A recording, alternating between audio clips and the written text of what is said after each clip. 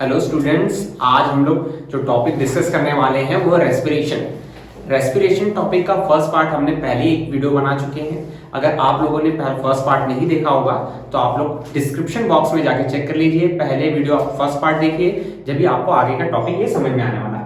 तो बेसिकली आज हम लोग डिस्कस क्या करने वाले हैं, सिंपलेस्ट टॉपिक होगा आज का, breaking down of glucose in different pathways. इसको हम लोग इस तरीके से भी समझ सकते हैं कि एरोबिक और एनारोबिक रेस्पिरेशन की एग्जांपल्स। तो चलिए फ्रेंड्स, हम लोग स्टार्ट करते हैं।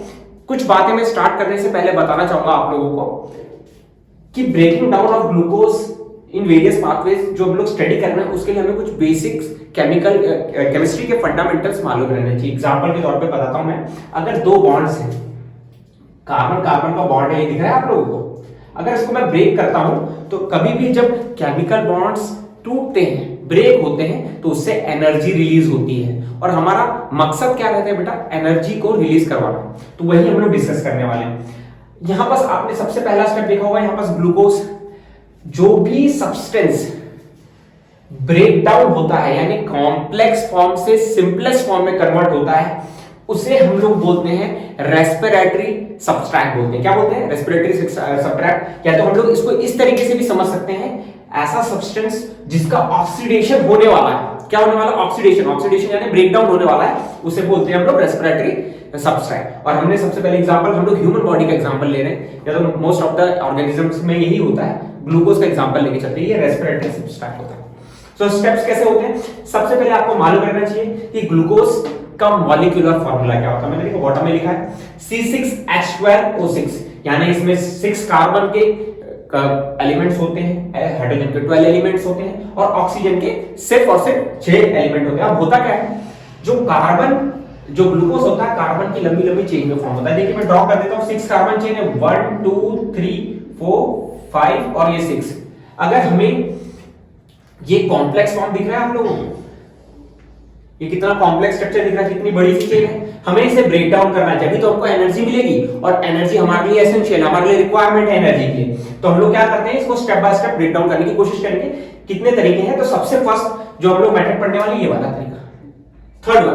बाकी दो को आप अभी के लिए भूल जाइए, ये ह्यूमन बीइंग्स में होता है। किस तरीके से होता है मैं डिस्कस करता हूं। सबसे पहले क्या होता है, ग्लूकोज 6 कार्बन की चेन होती है। अब यहां पास जैसे ही ग्लूकोज हमारे बॉडी के साइटोप्लाज्म में, यानी हमारे बॉडी में सेल्स होते हैं, ब्लड में सेल्स होते हैं, और सेल के साइटोप्लाज्म में जब एंटर करता है तो वो ब्रेक डाउन होता है। और ब्रेक डाउन कैसा होता है, जैसे कि ये 6 कार्बन की चेन है, यहां से बीच से ब्रेक होती है, यानी 3-3 कार्बन की चेन बन जाती है। इसी को हम लोग बोलते हैं साइंटिफिक लैंग्वेज में पायरुवेट्स। क्या बोलते हैं? पायरुवेट्स। अब ब्रेक डाउन ऑफ बॉन्ड्स हुआ तो एनर्जी रिलीज होगी। देखिए यहां पास पायरुवेट्स बने और एनर्जी रिलीज हुई। तो बेसिकली देखा जाए ये तीनों पाथवेज में यहां तक का पार्ट जो दिख रहा है आप लोगों को, ये बिल्कुल सेम है। इसके बाद का जो भी पाथवे है वो डिफरेंट होता है। तो यहां तक आप लोगों को समझ में आया होगा, मैं कंसीडर कर रहा हूं। चलिए आगे डिस्कस करते हैं। अब होता क्या है फ्रेंड्स, हम लोग को देखना है, सबसे पहले हम लोग ह्यूमन बीइंग्स के बारे में बात कर रहे हैं। तो हमारा जो ब्रेकिंग डाउन ऑफ ग्लूकोज होता है, हमारा रेस्पिरेशन होता है इन प्रेजेंस ऑफ ऑक्सीजन होता है। तो हम लोग इसको कौन सा रेस्पिरेशन बोलते हैं? Aerobic respiration. एग्जांपल क्या है एरोबिक रेस्पिरेशन का? Humans, most of the animals. तो हम लोग इसका देखते हैं किस तरीके से होता है। अब प्रेजेंस ऑफ ऑक्सीजन में हो रहा है। अब यहां देखिए, जैसी सेल्स के माइटोकॉन्ड्रियाज में जो हमारे जो ग्लूकोज के जो सब्सट्रैक्ट आते हैं और ऑक्सीजन के प्रेजेंस में ऑक्सीडाइज होना चालू होते हैं, ब्रेक डाउन होना चालू होते हैं। माइटोकॉन्ड्रिया क्या होता है, मैं शॉर्ट में बता दूं, energy currency of a cell होता है। जैसे ही ब्रेक डाउन होना स्टार्ट होता है तो ब्रेक डाउन किस तरीके से होता है, ब्रेक डाउन होके वो कार्बन डाइऑक्साइड, वाटर और एनर्जी में ब्रेक डाउन होता है। अब कार्बन डाइऑक्साइड में तो सिर्फ एक कार्बन दिख रहा है आप लोगों को। अब एक कार्बन यानी ये जो दिख रहे हैं, वाटर का फार्मूला क्या होता है? H2O। यहां तो कहीं कार्बन नहीं है। एनर्जी तो एटमॉस्फेयर में रिलीज हो रही है, उसकी बात अभी के लिए छोड़ देते हैं। अभी इन दोनों के बारे में बात करते हैं। कार्बन तो यहां पर सिंगल है, यानी पूरे के पूरे बॉन्ड्स यहां आते हैं, जो समझ के कंसीडर करते हैं 1 2 3 बॉन्ड्स थे, ये भी टूट गए। अब एनर्जी, यहां के बॉन्ड टूटे तो एनर्जी ट्रिमेंडस अमाउंट मिली, यानी एनर्जी बहुत सारी निकली। हमारे बाय प्रोडक्ट कौन से निकले? वाटर और एनर्जी। तो इस तरीके से ब्रेकिंग डाउन ऑफ ग्लूकोज होता है। अगर हम लोग ह्यूमन बीइंग्स के अंदर देखें, बहुत ज्यादा एनर्जी रिलीज होती है इसमें। कितनी? कितनी क्वांटिटी में एनर्जी रिलीज होती है ना फॉर्म ऑफ एटीपी, वो थोड़ी देर बाद में डिस्कस करता हूं। पहले बाकी दो पार्ट हम लोग डिस्कस कर लेते हैं। चलिए मैं कंसीडर कर रहा हूं, यहां तक आपको समझ में आया। अब हम लोग ये वाला पार्ट कंसीडर करते हैं, breaking down of glucose in absence of oxygen. अरे आप लोग सोच रहे होंगे अब एब्सेंस कहां से आ गया, रेस्पिरेशन में तो ऑक्सीजन की जरूरत है। बिल्कुल नहीं, रेस्पिरेशन का मतलब क्या होता है, ब्रेकिंग डाउन ऑफ ग्लूकोज। अब ब्रेकिंग डाउन ऑफ ग्लूकोज हो रहा है, यानी कॉम्प्लेक्स सब्सटेंस को सिंपल सब्सटेंस में हम लोग को ब्रेक डाउन करना है। तो एब्सेंस ऑफ ऑक्सीजन में भी ब्रेक डाउन हो सकता है। तो किस तरीके से होता है, ग्लूकोज दिख रहा है, ग्लूकोज से यहां पर इन साइटोप्लाज्म सेल के साइटोप्लाज्म में जाता है, पायरुवेट्स में कन्वर्ट होता है, एनर्जी रिलीज होती है। इसके बाद की स्टेप यहां से हम लोग डिस्कस करते हैं। इन एब्सेंस ऑफ ऑक्सीजन, जैसे एग्जांपल के तौर पे यीस्ट ले लीजिए, फंगी ले लीजिए, या तो most of the anaerobic respiration के बारे में डिस्कस करें, most of the anaerobic bacteria. तो होता क्या है यहां पर ऑक्सीजन नहीं होता है, नहीं होता है फ्रेंड्स, नहीं होता है ऑक्सीजन। और ऑक्सीजन नहीं होता है तो ये प्रोसेस को क्या बोलते हैं, fermentation. Most of the fungi, yeast और एनारोबिक बैक्टीरिया में होता है। अब एब्सेंस ऑफ ऑक्सीजन है तो यहां पास जो हमारे प्रोडक्ट बनते हैं वो देखिए, इथेनॉल, कार्बन डाइऑक्साइड और एनर्जी की रिक्वायरमेंट है, बाय प्रोडक्ट कार्बन डाइऑक्साइड बन रहा है। अब इथेनॉल है वो आपको मालूम नहीं होगा, मैं बता देता हूं। ETH का मतलब होता है टू कार्बन चेन, यानी ऐसे कंपाउंड्स जिसपे दो कार्बन की चेन होती है, याद देख लीजिए आप। तो यहां बस बॉन्ड्स तो पूरी तरीके से टूटे नहीं, पर टूटे तो है, केमिकल बॉन्ड्स टूटते तो एनर्जी रिलीज होती है, इसलिए यहां पर एनर्जी रिलीज हुई। पर हम लोग जब कंपैरिजन करेंगे फर्स्ट पार्ट और लास्ट पार्ट का, तो आप लोग बताएंगे वो कमेंट सेक्शन में, इसमें ज्यादा एनर्जी रिलीज हो रही है, इसमें ज्यादा एनर्जी रिलीज हो रही है। चलिए गैस कीजिए, हाँ इसमें ज्यादा एनर्जी रिलीज हो रही है। इसका रीजन क्या है, क्योंकि यहां पूरे बॉन्ड्स टूट रहे हैं। तो देखिए ये प्रोसेस में किस तरीके से एब्सेंस ऑफ ऑक्सीजन में हमारे एनर्जी रिलीज होती है। थर्ड वन जो मोस्ट इंपॉर्टेंट है और बहुत इजी है और आपने डे टू डे लाइफ में ऑब्जर्व किया होगा आपके अपने डेली रूटीन में। अब होता क्या है, यहां तक का प्रोसेस सेम है, आपको आता है यहां तक का प्रोसेस, मैं अज्यूम कर रहा हूं, इसके बाद का हम लोग डिस्कस करते हैं। लैक ऑफ ऑक्सीजन, अब ये होता है मसल्स के अंदर। अब मसल्स के अंदर होता है मतलब क्या, मैं समझाता हूं। कई बार आप लोग क्या कहते हैं, बहुत ज्यादा इंटेंस वर्कआउट कर ले, बहुत ज्यादा स्क्वाट्स मार रहे हैं, बहुत ज्यादा पुशअप्स कर रहे हैं, बहुत ज्यादा वर्कआउट कर लिया।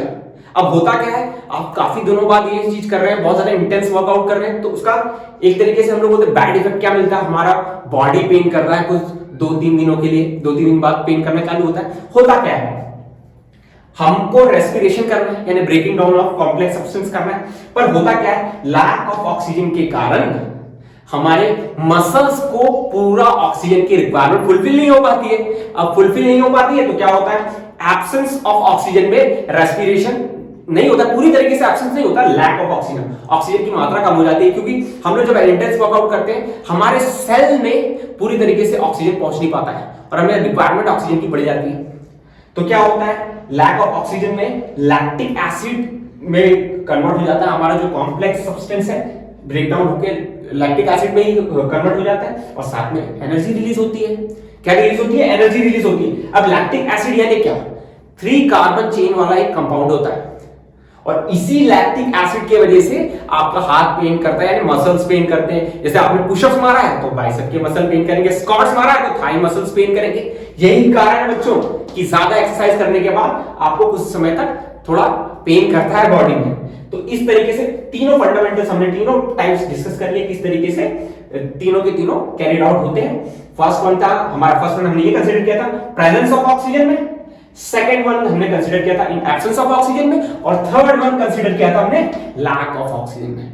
चलिए मैंने बोला था हम लोग क्लास में डिस्कस करने वाले हैं कि कितने एटीपी की एनर्जी रिलीज होती है, तो मैं शॉर्ट में बता देता हूं, बहुत आसान है। सबसे पहले बात करेंगे ये वाला जो सबसे मोस्ट इंपॉर्टेंट है, इसमें जो एनर्जी रिलीज होती है, यहां कर देता हूं मैं, यहां कर दे, यहां देखिए एनर्जी जो रिलीज होती है 38 ATP। अब एटीपी क्या है, एटीपी एडिनोसाइन ट्राइफॉस्फेट, ये समझ जाइए आप, इन सिंपल सा लैंग्वेज में समझा देता हूं, बिल्कुल आसान है, बिल्कुल टेंशन नहीं लेना। ये समझ लीजिए ये एनर्जी को काउंट करने का एक पैरामीटर है, जितने ज्यादा एटीपी उतने ज्यादा एनर्जी। तो यहां पर 38 एटीपी ऑफ एनर्जी रिलीज होती है। ये आपको लर्न करना पड़ेगा। बात करते हैं फर्स्ट वन की, तो यहां पास 2 ATP एनर्जी रिलीज होती है। इसमें बात करेंगे, इसमें भी 2 ATP रिलीज होती है। तो तीनों का कंपैरिजन किया जाए तो सबसे सिंपलेस्ट और सबसे अच्छा एक तरीके से ब्रेकिंग डाउन ऑफ ग्लूकोज कहां होता है? थर्ड वन में, यानी ह्यूमन बीइंग पे। इसलिए यहां पर सबसे ज्यादा एनर्जी रिलीज होती है। चलिए बच्चों, हमारा लास्ट टॉपिक हम लोग डिस्कस कर लेते हैं।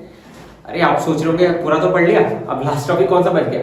हमने पहले भी प्रीवियसली डिस्कस कर लिया है, पर एग्जाम में ये टॉपिक पे क्वेश्चन बहुत बार पूछे गए। चलो तो एक बार शॉर्ट में आपको डिफरेंशिएट बिटवीन, या तो difference between aerobic and anaerobic respiration बता देता हूं। बहुत इजी होता है, आपको मालूम होगा, आपने वीडियो पूरा देखा होगा, अगर स्टार्टिंग पॉइंट देखा होगा, आप आसानी से खुद से भी लिख सकते हैं। पर शॉर्ट में हम लोग डिस्कस कर लेते हैं aerobic respiration and anaerobic respiration. तो एरोबिक रेस्पिरेशन जो होता है हमेशा अकर्स होता है, यानी हमेशा होता है इन प्रेजेंस ऑफ ऑक्सीजन, यानी ऑक्सीजन के मौजूदगी में ही ये रेस्पिरेशन होता है। यानी breaking down of complex substance in a simplest form, वो होता है ऑक्सीजन के प्रेजेंस में। अगर यही ऑक्सीजन को हम लोग हटा देते हैं या तो उसको एलिमिनेट कर देते हैं, तो अगर एब्सेंस ऑफ ऑक्सीजन हो जाता है, ऐसे टाइप के रेस्पिरेशन को बोलते हैं एनारोबिक रेस्पिरेशन। सेकंड पॉइंट हम लोग डिस्कस कर लेते हैं, each glucose molecules 38 molecules of ATP release करता है। कितना रिलीज करता है? 38 मॉलिक्यूल्स। जो बोलते हैं ना एरोबिक रेस्पिरेशन में सबसे ज्यादा एनर्जी रिलीज होती है, वही कंपैरिजन करेंगे with anaerobic respiration, only 2 molecules of ATP, यानी बहुत कम एनर्जी रिलीज होती है। एग्जांपल के तौर पर बताता हूं, ह्यूमन बीइंग्स होते हैं, most of the animals, for this anaerobic respiration, most of the anaerobic bacterias, yeast होते हैं, फंगी होते हैं। तो आप इतना लिखेंगे सफिशिएंट फॉर 2 मार्क्स और 1 मार्क्स, ज्यादा करके 1 मार्क के लिए पूछा जाता है एग्जाम में। तो बच्चों, मैं आपको कुछ इंपॉर्टेंट बातें बताना चाहूंगा कि जितना भी क्वेश्चन एग्जाम में आते हैं वो सब के सब एनसीईआरटी के जो बुक होते हैं उसी में से पूछे जाते हैं। बहुत सारे बच्चों का क्वेश्चन ये होता है सर बाहर से क्वेश्चन आते हैं, बिल्कुल नहीं बच्चों, जो भी क्वेश्चंस आते हैं सिर्फ और सिर्फ एनसीईआरटी से आते हैं। तो सबसे इंपॉर्टेंट टिप है कि आप लोगों को सबसे पहले चैप्टर को रीड करना है प्रॉपर्ली।